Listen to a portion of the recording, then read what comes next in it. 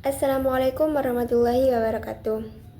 Halo semuanya, perkenalkan nama saya Sukma Ayu Irnanda, semester 3 dari Fakultas Ekonomi dan Bisnis Islam, Prodi Manajemen Keuangan Syariah.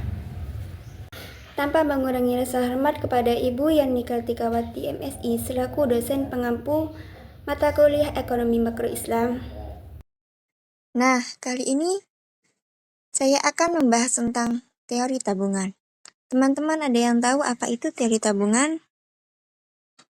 Tabungan dalam ekonomi makro adalah bagian dari pendapatan disposable yang disimpan dan tidak digunakan untuk konsumsi. Tabungan juga dapat diartikan sebagai bagian dari pendapatan nasional per tahun yang tidak digunakan untuk konsumsi. Nah, selanjutnya adalah fungsi tabungan. Tabungan memiliki beberapa fungsi penting, baik untuk individu maupun untuk ekonomi secara keseluruhan. Berikut beberapa fungsi utama dari tabungan.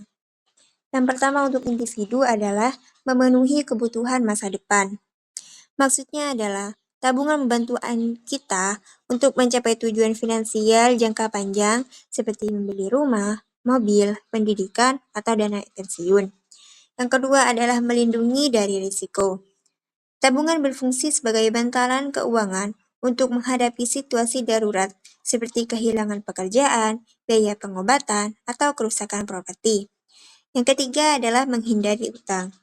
Dengan menabung, kita dapat menghindari hutang yang dapat membebani keuangan kita. Yang empat ada menciptakan kebebasan finansial. Tabungan memungkinkan kita untuk memiliki lebih banyak pilihan dan kebebasan dalam hidup, tanpa terikat oleh kebutuhan finansial yang mendesak.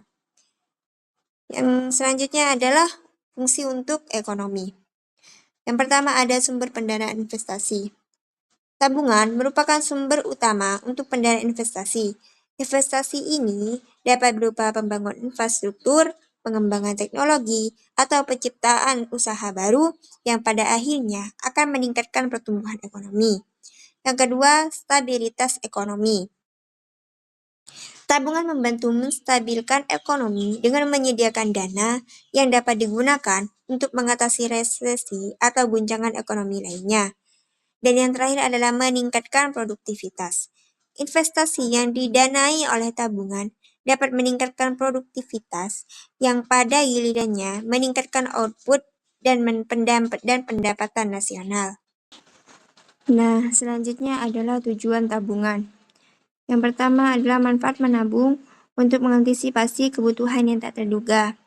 Yang kedua, keuangan yang sehat adalah apabila terdapat dana darurat yang memadai, yaitu 6-12 kali nilai pengeluaran rutin tiap bulan. Jadi, semisal nanti di masa depan kita mengalami musibah yang tak terduga, kita bisa menggunakan uang tabungan kita untuk mengatasi musibah yang tak terduga tersebut. Tabungan juga memiliki beberapa faktor. Yang pertama ada faktor pengetahuan, yang kedua faktor lokasi, yang ketiga faktor produk, yang keempat faktor promosi, yang kelima pelayanan, yang keenam persepsi masyarakat tentang bagi hasil, dan yang ketujuh literasi keuangan syariah. Nah, teman-teman ada yang tahu? Ternyata tabungan itu memiliki beberapa jenis loh. Di sini ada 9 jenis. Yang pertama, tabungan konvensional. Yang kedua, tabungan berjangka. Yang ketiga, tabungan mata uang asing. Yang keempat, deposito. Yang kelima, rekening giro. Yang keenam, simpanan pelajar atau simpal. Yang ketujuh, tabungan investasi. Yang kedelapan, tabungan haji. Dan yang kesembilan adalah tabungan syariah.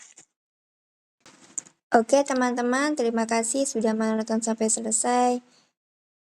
Mohon maaf jika terdapat banyak kesalahan dalam penjelasan saya, karena saya juga sama-sama belajar. Jika ada yang kurang dimengerti, kalian bisa bergabung bersama kami di kampus Universitas Islam Zainul Hasan Genggong, tepatnya di Fakultas Ekonomi dan Bisnis Islam, Prodi Manajemen Keuangan Syariah. Assalamualaikum warahmatullahi wabarakatuh.